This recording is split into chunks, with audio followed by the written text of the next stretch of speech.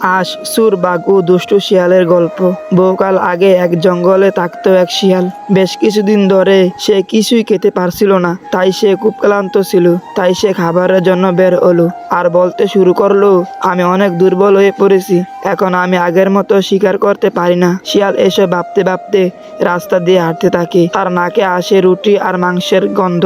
গন্ধ শুনে সে ছুটে গেল, গিয়ে দেখে এক গাছের কুটুরে কিছু রুটি আর মাংসের টুকরা রাখা আছে। শিয়াল এদিক ওদিক তাকিয়ে দেখলো একজন রাখাল মাঠে গরু চড়াচ্ছে। শিয়াল বুঝতে পারলো এ খাবারগুলো রাখালের, কিন্তু শিয়াল ছিল অনেক ক্ষুধার্ত আর খাবারের গন্ধে আরো খিদে বেড়ে গেল শিয়ালের। তারপর শিয়াল কুটিরের ভিতরে ঢুকলো, গাবুস গুবুস করে সব খেতে লাগলো। এদিকে সব খাবার খেয়ে শিয়ালের পেট গেল মোটা হয়ে। যখন সে খাবার শেষ করলো তখন চিন্তা করলো, এখন বেরিয়ে যাই, তা না হলে রাখাল এসে আমাকে ধরে ফেলবে।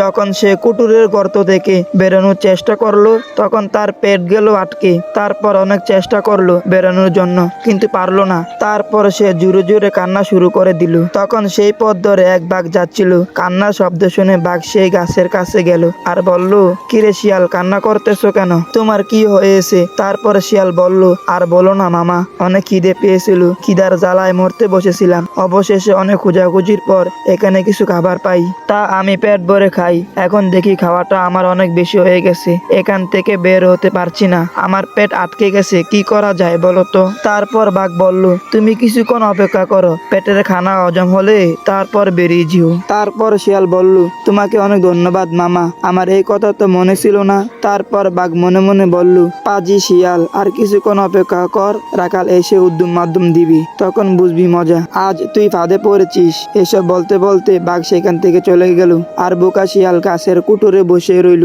কিছুক্ষণ পর রাখালরা খাবার খাওয়ার জন্য গাছের সেখানে আসলো আর দেখলো শিয়াল সব খাবার খেয়ে শেষ করে ফেলেছে। এবার শিয়ালকে আর বাঁচায় কি?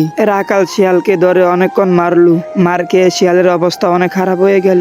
তারপর শিয়াল বুঝতে পারলো যে বাঘ তাকে বোকা বানিয়েছে, আর সে এটাও বলল, আমি তোকে কোনোদিন ছাড়বো না বাঘ। বেশ কিছুদিন পর বাঘ বনের ভিতর দিয়ে যাচ্ছিল। শিয়াল গাছের আড়াল থেকে বাঘকে দেখতে পেল আর মনে মনে বলল, বেটা বাঘ, আজ তুই যাবি কোথায়? আজ তোর পিছন পিছন যাবো, দেখি তুই কোথায় যাস। শিয়াল বাঘের পিছন পিছন যেতে লাগলো। কিছু পথ চলার পর শিয়াল দেখলো বাঘ একটা গ্রামের দিকে যাচ্ছে। শিয়াল গাছের আড়াল থেকে দাঁড়িয়ে দেখলো।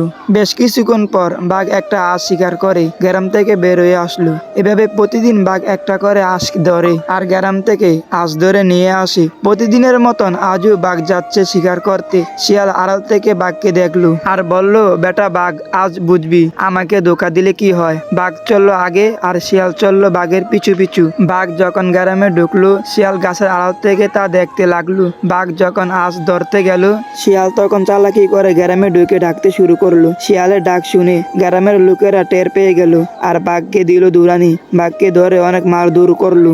বাঘ মার খেয়ে গ্রাম থেকে বের হয়ে গেল। বাঘকে দেখে শিয়াল গাছের আড়াল থেকে বের হয়ে আসলো। তারপর শিয়াল বলল, কি মামা, কেমন লাগলো পিটুনিটা? তারপর বাঘ বলল, আজ তাহলে তোর কারণে আমি পিটুনি খেলাম। তারপর শিয়াল বলল, একদিন তোমার কারণে আমি পিটুনি খেয়েছিলাম, আজ তোমাকে খাওয়ালাম। তো যাই হোক, আজকে এই পর্যন্তই। সবাই সুস্থ থাকবেন, ভালো থাকবেন, আমার জন্য দোয়া করবেন। খুদা হাফেজ।